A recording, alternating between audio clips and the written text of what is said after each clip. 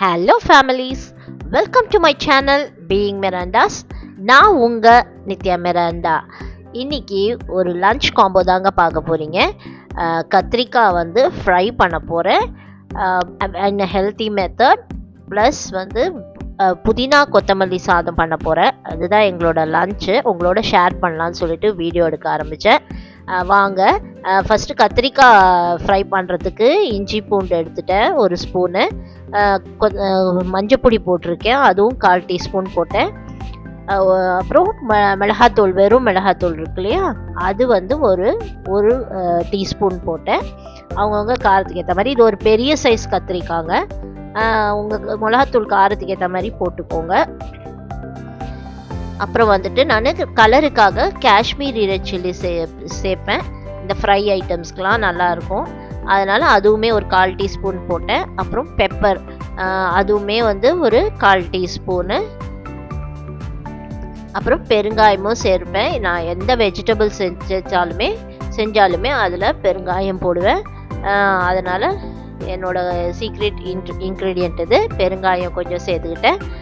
இது அப்புறம் வந்து எல்லாத்தையும் மிக்ஸ் பண்ணிக்கோங்க. உப்பு தேவையான அளவுக்கு போட்டுட்டு எல்லாத்தையும் மிக்ஸ் பண்ணிக்கோங்க. இதுக்கு முக்கியமான ஒரு இன்க்ரீடியன்ட் என்னென்னா, நீங்கள் வந்து வெனிகர் சேர்க்கணுங்க. என்கிட்ட ஆப்பிள் சிடர் வெனிகர் இருந்தது, அதனால் அதை போட்டேன். உங்கள்கிட்ட ப்ளெயின் வெனிகர் இருந்தாலும் போட்டுக்கோங்க. இல்லையா லெமன் ஜூஸ் கூட சேர்த்துக்கலாம். இல்லை புளி தண்ணி கூட நீங்கள் சேர்த்துக்கலாம், அது கூட நல்லாயிருக்கும்.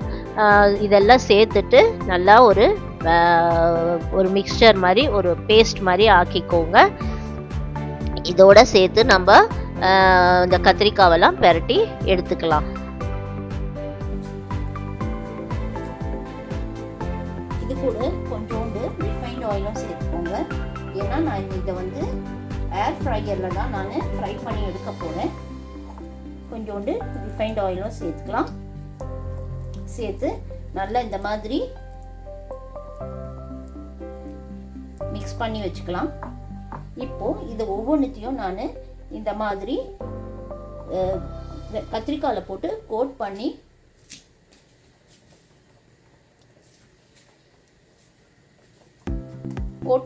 எடுத்துக்கலாம்.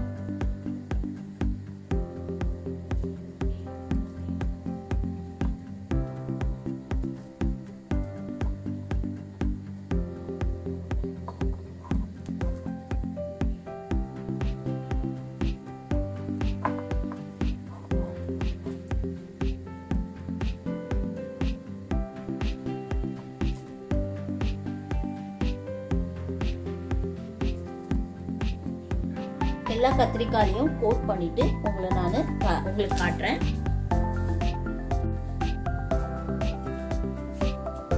பார்த்தீங்கன்னா எல்லா கத்திரிக்காயையும் நான் நல்லா மசாலா தடவி வச்சுட்டேன். இதை நான் ஒரு 10 to 15 நிமிஷம் ஊற வைக்க போகிறேன். இதை அப்படியே வச்சிடலாம்.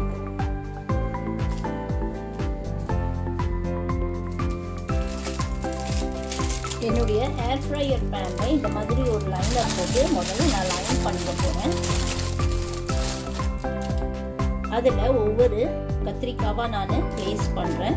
இந்த லைனர் வைக்கிறதுனால என்ன ஆகும்னா, நம்மளுக்கு அந்த இதில் வந்து ஒட்டாது.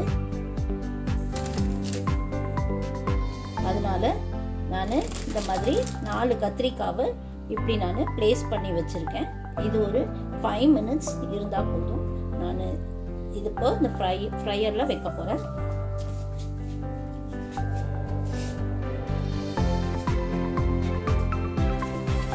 என்னுடைய ஏர் ஃப்ரையரில் இப்போ நான் இதை ப்ளேஸ் பண்ண போகிறேன்.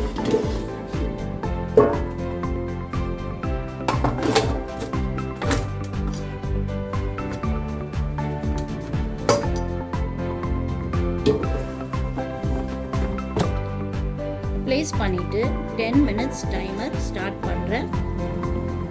இன் 180 degree சென்டிகிரேட்.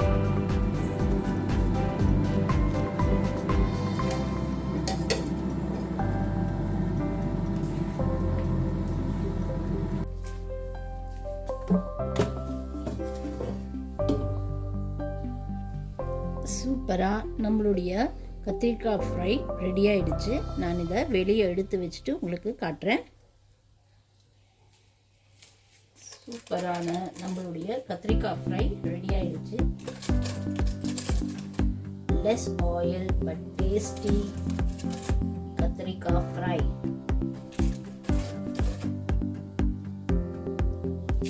அடுத்த பேட்ச் போட்டுருவோமா?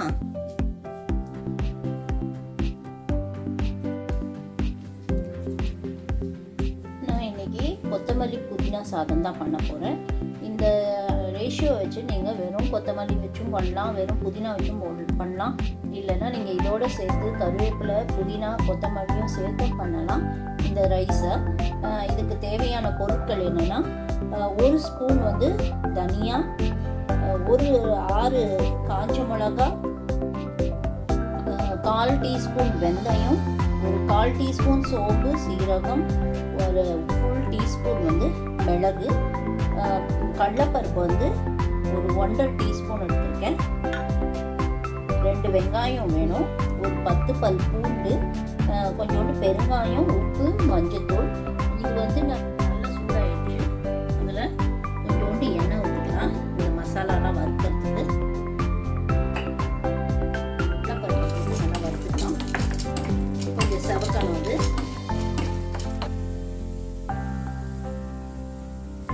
பார்த்தீங்கன்னா தெரியும், கடலைப்பருப்பு கொஞ்சம் செவந்துருச்சு. இதோட நம்ம மற்ற தனியா, மிளகு, வெந்தயம் எல்லாத்தையுமே போட்டு வறுக்கலாம்.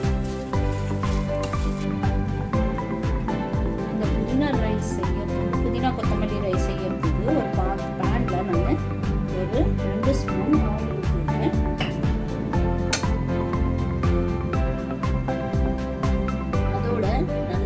சாப் பண்ணி வச்சிருக்கிற இந்த நல்ல மெலிசா சாப் பண்ணி வச்சிருக்கிற பூண்டு, வெங்காயம் சேர்த்துவேன். இது நல்லா ப்ரௌனா வதங்கணும்.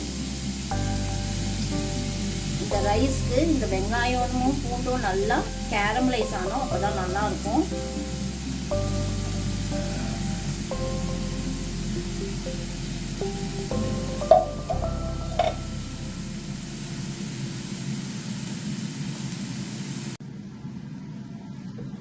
நல்லா நம்மளுடைய வெங்காயம் கேரமலைஸ் ஆயிடுச்சு. இப்ப நான் அந்த புதினாவையும் கொத்தமல்லியும் நல்லா அரைச்சு வச்சுட்டேன்.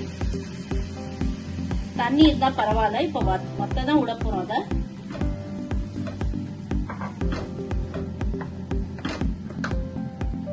இதுல ஒரு 1/4 டீஸ்பூன் மஞ்சத்தூள், சாதத்துல உப்பு போட்டு வடிச்சிருந்தீங்கன்னா 1 டீஸ்பூன் போதும். ஆனா சாதத்துல உப்பு போடலன்னா நீங்க பார்த்து போட்டுக்கோங்க எக்ஸ்ட்ராவா. நாங்க எப்பவும் சாதத்துல உப்பு போட்டுதான் வடிப்போம், அதனால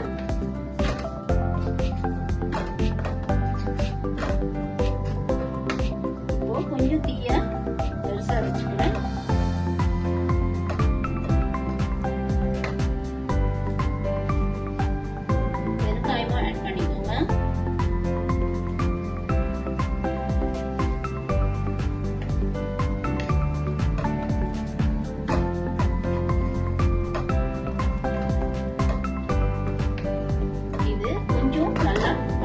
தண்ணி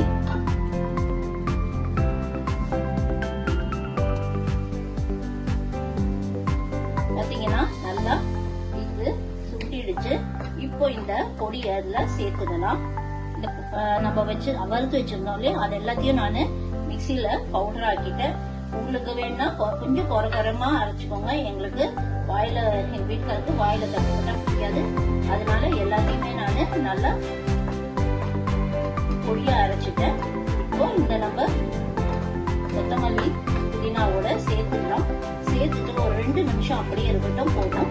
ஏன்னா இதெல்லாமே பொடி எல்லாமே வறுத்ததுதான், ரொம்ப குக்கானோன்ற அவசியம் இல்லை. கொத்தமல்லி சாதம் ரெடி. இப்போ இதை நான் சாதத்தோட கலந்து உங்களுக்கு காட்டுறேன். பாத்தீங்கன்னா சூப்பரா ரைஸ் போட்டு நான் நிரவிட்டேன். கொஞ்சம் தான் எடுத்திருக்கேன். நான் 1 ஸ்பூன் தான் அந்த இதுல இந்த புதினாவை எடுத்துருக்கேன், அந்த மசாலாவை. அதில் ஒரு 1/2 கப் ரைஸ் போட்டு நல்லா கொஞ்சமாக நல்லெண்ணெய் ஊற்றி நல்லா பெரட்டி வச்சுக்கிட்டேன். சூப்பரான புதினா சாதம் ரெடி. இதில் நீங்கள் சூப்பரான எங்களுடைய லஞ்ச் ரெடி.